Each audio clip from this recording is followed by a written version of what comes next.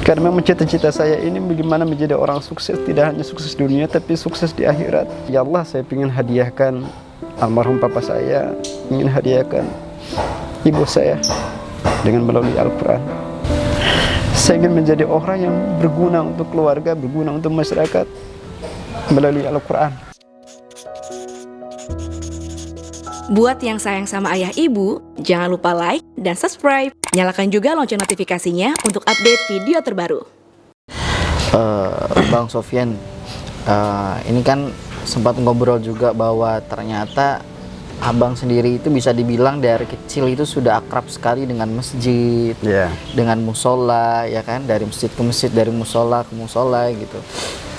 Bagaimana pada saat itu dari kecil pun Bang Sofyan suka sekali melantunkan azan di kota tempat abang tinggal. Betul. Apalagi bisa dibilang abang lah muazin pada saat itu, ya kan.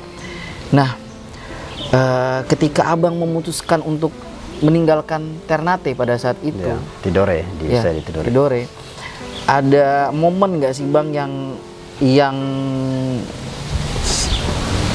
abang rindukan sekali, atau mungkin orang-orang terdekat, atau mungkin saudara atau ibu abang merindukan abang apa? Ya, boleh cerita? jadi waktu saya kan termasuk dari kecil itu penjaga masjid di namanya Masjid Al-Muhajirin Indonesia. Nah, saya keluar 2002 dan ketika saya kuliah kan cukup lumayan. Saya di kampung di Makassar, habis itu 2006 saya hijrah di Jakarta. Jadi ketika saya hijrah keluar kota itu ada satu kerinduan, kalau saya lagi kalau kemana ada masjid di mana saya ajan di masjid itu, saya selalu ingat kangen kampung halaman. Masya Allah. Itu kampung keluarga, kampung tetangga, pokoknya kampung, kangen dengan kampung halaman di situ. Nah, akhirnya suatu ketika, jadi teman-teman di sana juga mereka tuh mulai dari Pak Imam, jemaah itu mereka tuh rindu dengan suara khasnya kalau di sana bilang si Cuping atau Sofyan, ini mana nih si anak ini kok nggak pernah muncul ya. Oh iya, kadang-kadang ditanyain tuh terus tuh sama orang tetangga, tanyain ke mama, si Cuping kapan pulang, si Sofyan kapan datang. Oh, dia masih di Jakarta, masih banyak kesibukan. Oh iya, ini kita udah lama nih nggak dengar suara ajan kayak gini nih. Dan kadang-kadang kalau saya pulang ke kampung halaman itu saya nggak kasih tahu, suka bikin surprise. Udahlah, karena udah rasa kangennya itu selalu muncul. Jadi saya langsung ke masjid lah. Kalau misalkan saya datang duhur, saya datang di ajan di waktu isya atau maghrib gitu. Jadi langsung datang, langsung ajan. Ini bikin dengan irama yang berbeda, atau bikin dengan irama yang mungkin sering mama dengar waktu masih kecil. Mulai di situ waktu pas saya ajan itu saya menangis juga, menangis. Terus ingat almarhum papa gitu, karena gak ketemu beliau kan. Jadi ingat semasa kecil saya di mana papa sempat ajak saya ke beberapa majelis-majelis ilmu. Kemudian setiap ada acara-acara keagamaan kayak Isra Miraj, Maulid Nabi itu saya selalu dipersilahkan untuk papa saya baca Al-Quran kayak murattal gitu, kayak MTQ lah gitu. Banyak sekali lah yang sifat kesederhanaan itu, kedermawanan dari seorang ayah itu yang banyak yang saya pelajarin. Dulu di daerah juga kan agak susah kendaraan. Jadi kalau setiap kita berangkat sekolah itu cuma jaraknya lumayan jauh, sekitar 6 kilo. Jadi bolak-balik tuh. Nah, saya belajar dari situ. Belajar dari papa di situ. Wah, papanya orang yang tegar. Wah, luar biasa ya. Bayangin seorang guru yang nggak pernah saya melihat sosok seorang papa itu marah sama anak. Nggak pernah, jarang sekali. Jarang sekali.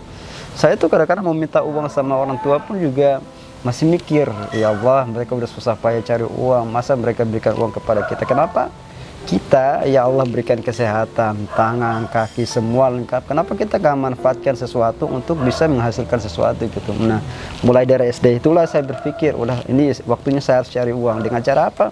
Saya pergi ke pasar, mulai kupas bawang, saya cari ikan ke pantai. Jadi setiap ada motor-motor ikan, kapal ikan yang datang, bekas-bekas ikan saya ambil dari jaring-jaring itu, saya bagi-bagi ke tetangga. Kadang ada sisa saya jual, uangnya saya kasih ibu gitu. Begitu juga hasil jualan ibu. Kadang-kadang kalau jualan di pantai mulai subuh sampai pagi, sampai jam 12, kalau nggak laku, tugas saya sebagai seorang anak yang laki-laki pertama ini menggantikan posisi ibu. Jadi kadang-kadang tuh habis pulang sekolah, SD itu saya bantu ibu jualan dari rumah ke rumah, ya kayak misalkan di kompleks saya datangin ke rumah gitu sambil menawarkan jualan. Itu sampai bertahun-tahun. Kadang-kadang kalau adik-adik saya mereka nggak jualan itu saya marah. Saya marah. Suatu ketika saya pernah emosi juga gara-gara adik saya itu, karena dipanggil sama mama, mereka pada pergi semua nih, ini kemana nih adik-adik saya. Nah, saya carilah adik saya. Jadi rumah saya sama tetangga itu nggak begitu jauh. Nah, waktu itu saya langsung masuk ke rumah tetangga. Dulu saya suka nyuri buah jambu, jambu biji. Nah, saya makan situ jambu biji, ambil. Pas mau waktu pulang itu saya mengalami kecelakaan. Jadi tahun 98 itu, ya Allah, itu saya rasa udah selesai. Kecelakaan apa itu, motor? Mobil.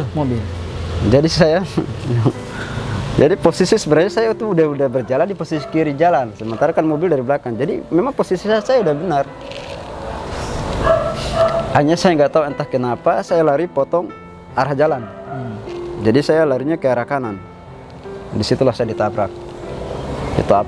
Udah saya dimasuk di bawah mobil tuh, di posisi bawah mobil itu. Ya Allah, saya bilang ini udah rasa udah kayak meninggal. Tapi qadarullah, Allah masih berikan panjang umur pada saya, ya Allah. Akhirnya saya dibawa di rumah sakit. Mulai dari situlah saya belajar lagi tentang kehidupan lagi. Saya belajar tentang bagaimana mengontrol emosi gitu. Banyak hal lah yang ingin saya belajar dalamnya. Masih bicara masalah azan nih. Ya kan tadi abang cerita bahwa seketika abang keluar dari Pulau Tidore itu tetangga itu bahkan menanyakan kepada mama bahwa kapan nih Sofyan pulang nih, udah kangen nih sama azannya gitu kan. Dan mungkin mama sendiri pernah nggak sih ngomong ke Bang Sofyan, mama kangen nih dengar suara azan kamu gitu? Wah, sering, itu udah sering banget. Sering banget ya. Mama, ada keluarga dari mama juga, tetangga-tetangga tuh mereka pada sering. Jadi kalau setiap pulang kampung itu kadang-kadang udah ada orang yang punya ini aja, udah ajar. Jadi disudarin jadi aja, kadang-kadang disuruh minta jadi imam gitu. Biasa abang kalau azan di kampung itu 5 waktu apa ada waktu khusus nih pasti Bang Sofyan azan? Di saat saya tuh memang 5 waktu, alhamdulillah 5 waktu. Cuma kadang-kadang saya juga jarang di rumah. Kalau setiap pulang itu ada beberapa tempat-tempat yang saya silaturahmi juga. Kadang saya ke Ternate juga. Jadi ada momen-momen di mana waktu azan udah tarhim itu kayak sama di keluarga di Ternate juga. Udah, kamu datang aja azan gitu. Jadi waktu saya azan itu dengan penampilan begini orang nggak yakin gitu. Kebayang masa bisa azan sih. Pernah ini juga waktu tahun Januari kemarin. Saya pulang ke kampung dengan penampilan saya seperti ini, saya minta, Om, saya mau azan. Oh, saya ditolak, nggak boleh. Di sini nggak boleh penampilan kayak gini aja. Allah, ini dalam hati, ya Allah, ya masalah dengan penampilan saya seperti ini mau minta azan. Jadi saya nggak dikasih azan. Allah. Saya ceritalah di keluarga di situ, di semua di situ. Wah, ini orang kalau tahu pasti ditegur sama ini nih, Pak Wali Kota. Bang, Tidore itu pasti indah banget ya. Dikelilingi lautan. Betul. Ya kan. Iya. Saya sih ngebayanginnya gitu ya, banyak pohon kelapa terus. Di sana banyak. Pokoknya sejuk lah. Nah, 2 hari lalu si Ali Jabir baru dari sana. Baru dari Tidore.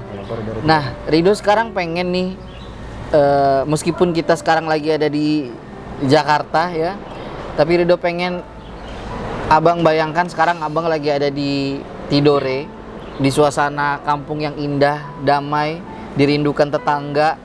Suaranya dirindukan, azannya dirindukan. Coba bayangkan di situ ada mama, di situ ada almarhum papa. Yang Rido pun yakin meskipun almarhum papa udah nggak ada, pasti almarhum juga rindu sekali dengan azannya Bang Sofyan. Rido pengen dong, dan pasti sobat silaturahim juga pengen dengar azan indah yang dirindukan oleh mama, almarhum papa, dan juga seluruh tetangga yang ada di Tidore. Boleh Bang? Ini ada mama, bayangkan ada mama, papa lagi senyum dengan perasaan rindunya mendengarkan azan Bang Sofyan. Silakan Bang.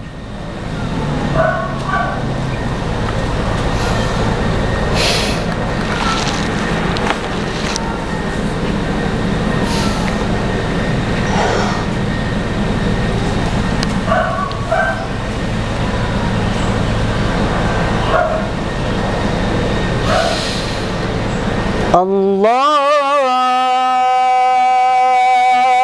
Akbar,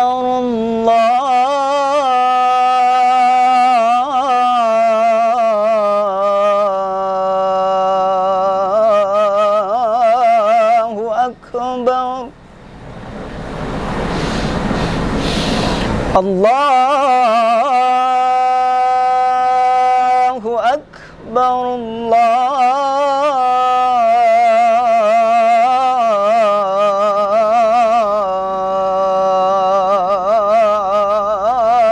Allahu Akbar.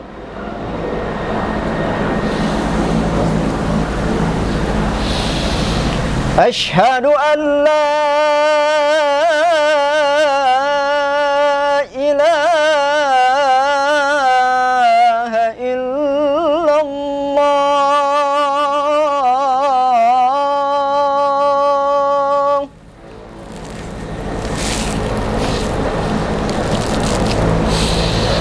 Asyhadu an la ilaha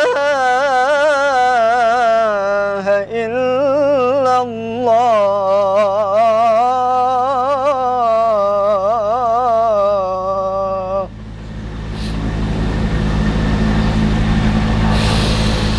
Asyhadu anna Muhammadar Rasulullah.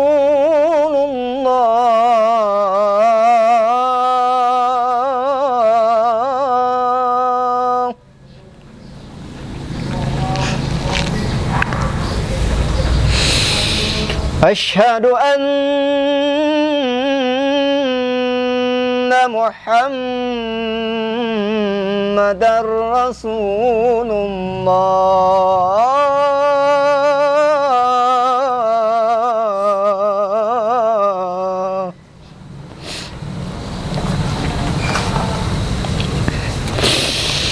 Hayya 'alas salah.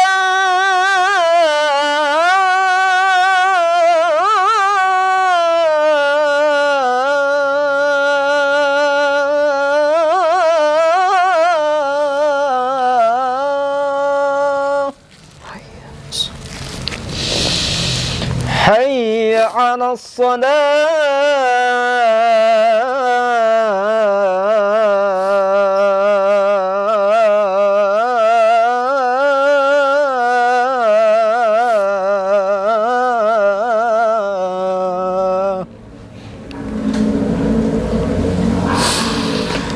Hayya 'alal falah.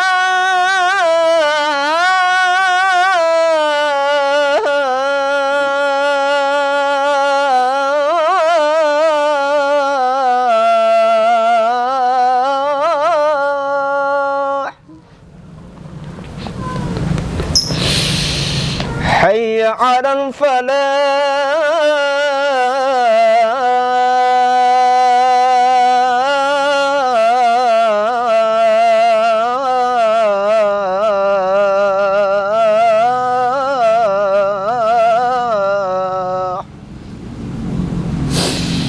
As-salatu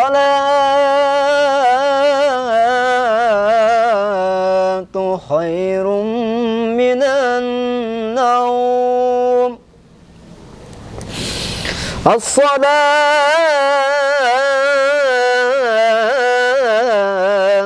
khairum minan naum. Allahu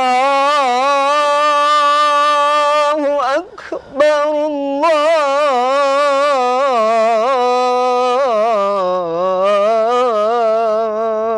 Akbar. La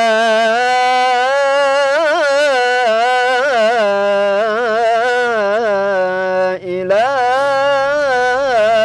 illallah.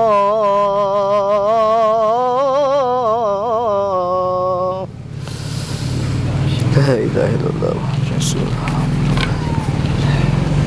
Ya mungkin gak heran sih kalau misalnya orang tua atau mungkin tetangga merindukan ya. Saya yang ada di sini pun Allah Enggak ngerti, mungkin saya ngerasa ini seperti, saya membayangkan bagaimana dulu ketika Rasulullah sudah wafat, Bilal bin Rabah kan sudah gak azan lagi, saking sedih dan terpukul ya beliau ya. Ya lalu tiba-tiba Bilal azan lagi dengan menangis terseduh-seduh, ya mungkin seperti itulah orang tua Bang Sofyan, tetangga Bang Sofyan merindukan azan dari suara Bang Sofyan. Ini Masya Allah, ini Bilal bin Rabah nih, Masya Allah. Bang,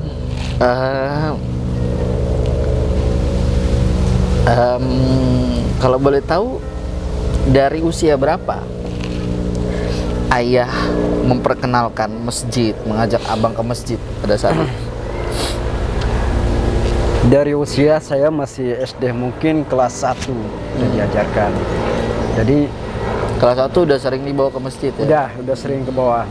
Kadang-kadang kalau saya lagi libur itu, bapak, ayah sering ngajak ke kampung-kampung, karena ada satu kampung saya juga itu, papa punya kebun cengkeh. Jadi di waktu itu saya ajakin papa, tapi alhamdulillah kita pergi ke kebun, papa itu mohon maaf ya, dulu jalannya agak sedikit tidak normal, agak susah. Jadi jalannya itu agak sedikit pincang, tapi nggak pakai tongkat. Tapi disitulah titik banyak hal yang saya belajar tentang kesederhanaan, tentang kesabarannya beliau.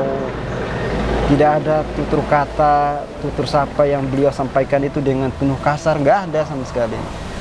Ya kadang-kadang juga saya sering lihat juga ada percekcokan antara papa sama mama, itu udah biasalah. Bagi dari kehidupan kan, cuma kadang-kadang kita sebagai anak ya, karena saya tidak ngerti bahasa daerahnya papa sama mama, jadi saya ya lah, ini mungkin bagi saya ini adalah bagian dari dinamika kehidupan gitu. Tapi tetap prinsipnya itu bagaimana supaya mama itu sama papa itu jangan pisah. Dan alhamdulillah mereka semua akur, hidupnya rukun. Ya, ada ini nggak Bang, sampai sekarang yang nggak bisa abang lupa mungkin, sikap atau bentuk wujud kasih sayang dari papa yang akhirnya bisa ngebuat Bang Sofyan tegar, kuat, bertahan, dan bisa sampai seperti ini yang nggak bisa dilupain, ada nggak? Jadi saya tuh kadang-kadang kangen dengan masakan papa. Papa pintar masak? Masya Allah. Kalau kita lagi ke kebun itu kan, papa tuh bisa apa ya? Apa yang bisa lihat di depan mata, dia bisa bikin sesuatu olah. Bisa bikin ikan, makanya di situ saya banyak belajar dari papa. Bisa masak. Kemudian apa ya? Ya, jiwa kepemimpinannya itu pun juga yang banyak diajarkan sama guru-guru. Jadi saya tuh kadang-kadang dapat cerita-cerita dari siswa-siswinya itu, wah papa kamu itu orangnya sosok yang hebat, sosok yang baik, luar biasa, baik. Guru yang tidak pernah marah pada murid gitu. Pokoknya dia tawadu, santai aja, rileks saja, nggak pernah marah-marah sama siapapun, nggak pernah saya lihat di depan mata, nggak pernah marah. Makanya itu yang selalu saya belajar dari beliau, sosok dari beliau.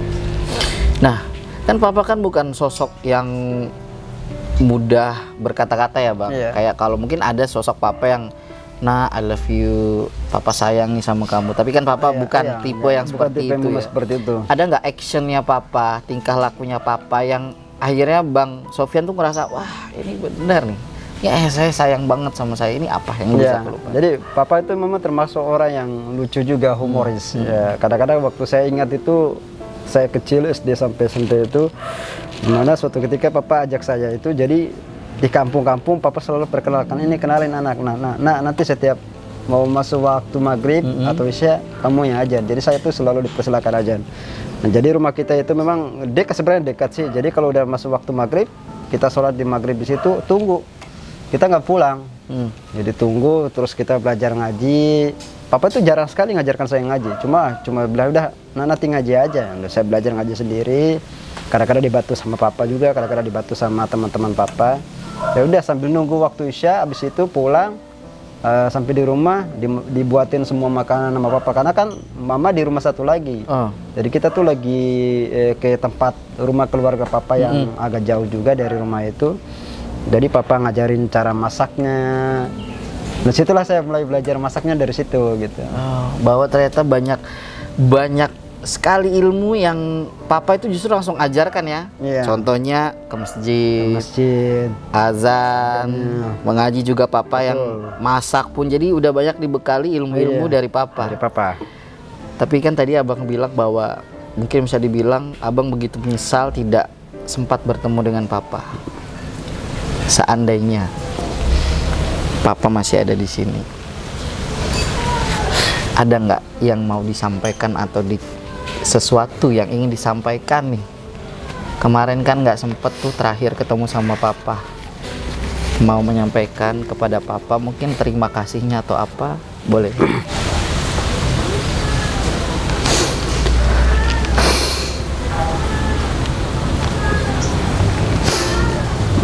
Teruntuk buat almarhum papa di sana. Saya sebagai anaknya papa, Cupi minta maaf. Kalau udah sering buat papa salah, udah sering buat papa menangis.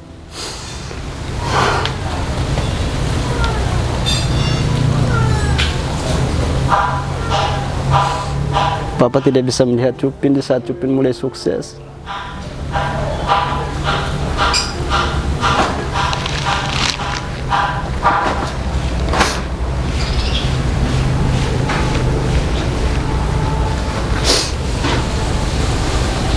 Andaikan papa masih hidup, papa udah bisa jalan-jalan. Cupin bisa ngajak papa ke Monas, ke Jakarta, bisa ajak bapak umroh, bisa ajak bapak berangkat haji. Cupin minta maaf, belum bisa bikin papa bahagia. Cupin selalu kirim doa yang terbaik buat papa, semoga papa tenang di sana, ya Allah. Melalui hadiah Al-Quran ini papa, ya Allah. Amin.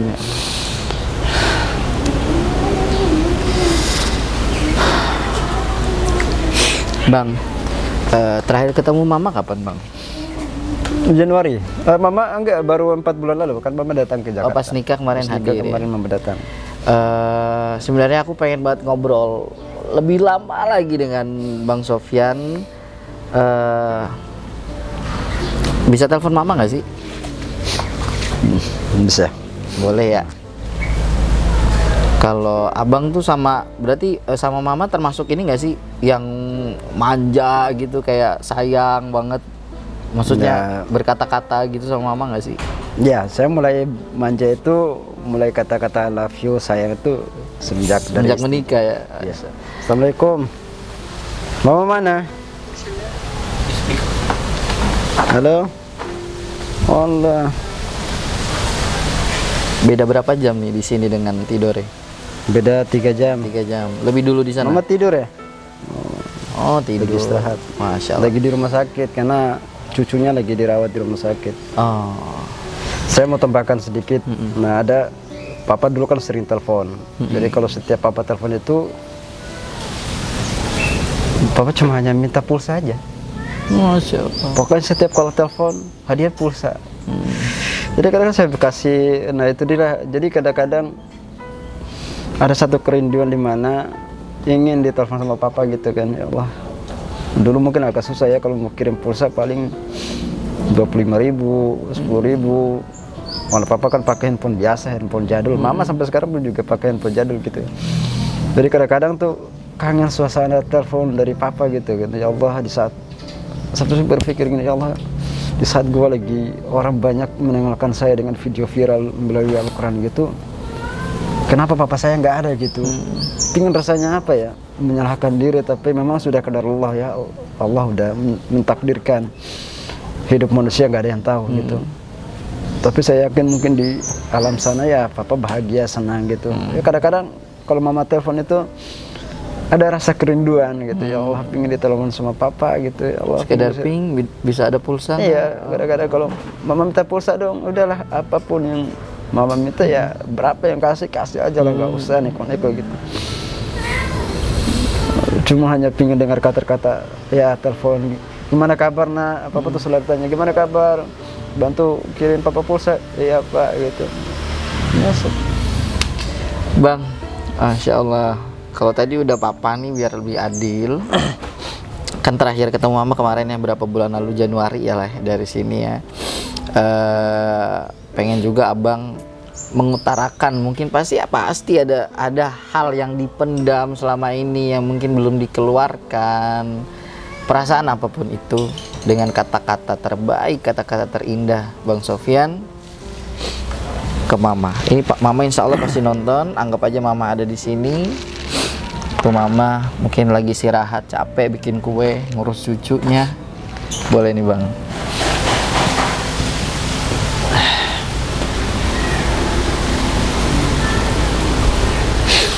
Teruntuk buat mamaku yang paling aku sayang. Terima kasih karena selama ini sudah mendidik Cupin, sudah mengajarkan Cupin banyak hal tentang kehidupan. Meskipun Cupin sadari mama orang yang bukan ahli agama, mama bukan orang yang ahli di bidang ilmu pendidikan, tetapi melalui petuah-petuah kata-kata dari mama itu lahir dari hati yang penuh dengan ikhlas.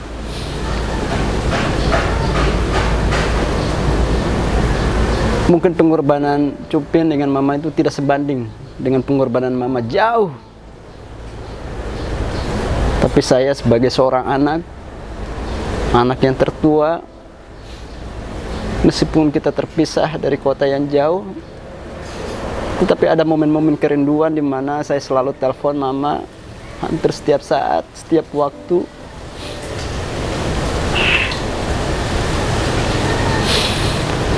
Saya ingin membahagiakan mama, ingin menghadiahkan mama untuk berangkat haji, bisa melihat Masjidil Haram, bisa melihat Masjid Madinah. Melihat mama tersenyum itu adalah merupakan sebuah anugerah kebahagiaan tersendiri dalam hidup saya sebagai seorang anak. Kadang-kadang sebagai seorang anak ini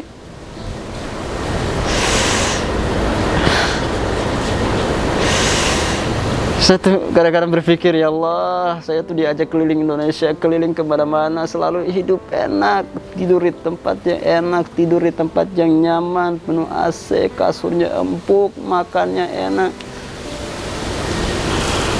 Tapi selintas saya berpikir, ya Allah, saya di sini makan enak banget ya gitu, mau makan apa aja ada. Tapi pernahkah kita berpikir gimana orang tua kita, gimana keluarga kita, terutama ibu. Dia meskipun cuma hanya makan nasi sama garam, dia merasa udah jauh lebih enak, lebih nikmat dibandingkan kita makannya sudah serba ada.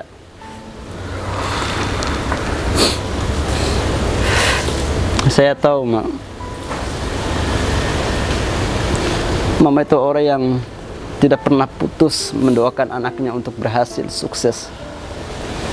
Tapi kadang-kadang kita sebagai seorang anak tidak pernah berpikir sampai sejauh itu. Saya teringat ada guru-guru yang menyampaikan bahwa satu orang tua, satu orang ibu, dia mampu mendidik berapapun anaknya. Tapi terkadang satu orang anak, tapi terkadang 7 orang anak, belum tentu dia mampu bisa mengurus satu orang ibu. Inilah yang membuat saya terus belajar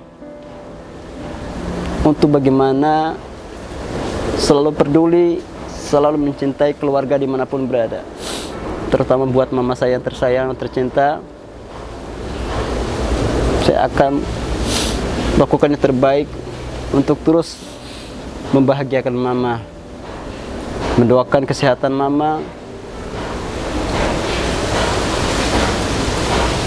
dan insya Allah akan mendoakan kita, Allah akan ijabah doa kita, dan insya Allah kita akan dipertemukan di Masjidil Haram, di Masjid Madinah, ya Allah. Insya Allah.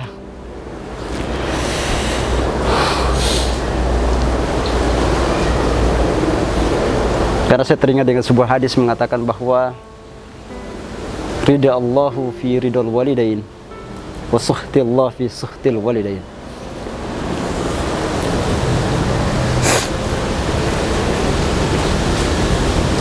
Bahwa ridha Allah itu adalah tergantung dari ridho orang tua.